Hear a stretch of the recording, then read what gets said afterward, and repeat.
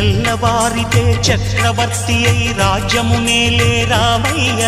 తండ్రి మాటకై పదవిని బదలి అడవులకేగెనయా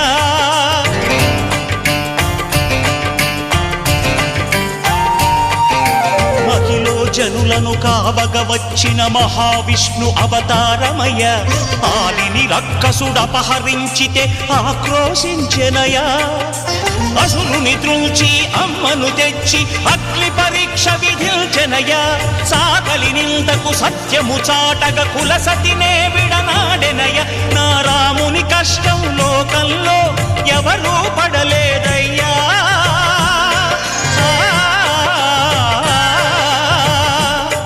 నా రాముని కష్టం లోకంలో ఎవరూ పడలేదయ్యా సత్యం ధర్మం త్యాగంలో అతనికి సరిలేరయ్యా